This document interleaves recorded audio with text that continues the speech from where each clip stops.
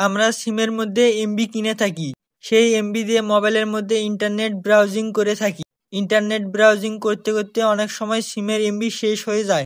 MB শেষ হওয়ার পরেও যদি মোবাইল ডাটা অন থাকে তাহলে সিমের টাকা কেটে নেয়।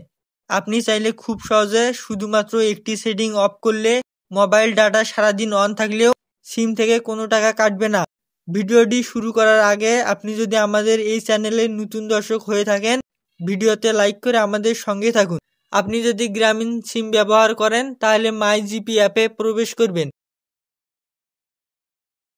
এখানে আপনার সিমের ব্যালেন্স, এমবি এবং কত মিনিট আছে তা দেখতে পাবেন। এমবি এই অপশনে ক্লিক করবেন।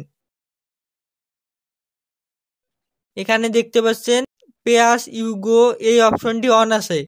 এখানে লেখা আছে ইউজ মোবাইল ব্যালেন্স টাকা 1.39 MB to access up to 5 MB of internet. অর্থাৎ সিমের এমবি শেষ হওয়ার পর প্রতি 5 এমবি ব্যবহার করার জন্য 1 টাকা 39 পয়সা কেটে নেবে। তো আপনারা এই অপশনটির উপর ক্লিক করবেন। এবার ইয়েস টার্ন অফ নাও এই অপশনে ক্লিক করবেন। ক্লিক করার সঙ্গে একটু লোডিং নিয়ে এই অপশনটি অফ হবে। এবার যারা রবি সিম ইউজ করেন তাদের জন্য, তো মাই রবি অ্যাপ ওপেন করবেন।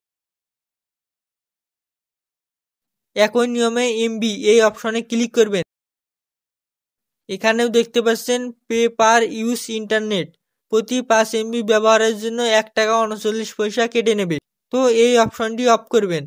তো বন্ধুরা, মাই জিপি এবং মাই রবি অ্যাপে এই অপশনটি অফ করলে আপনার ফোনে জিপি এবং রবি সিমে এমবি না থাকলেও যদি ডাটা অন করেন তাহলে সিমের কোনো টাকা কাটবে না।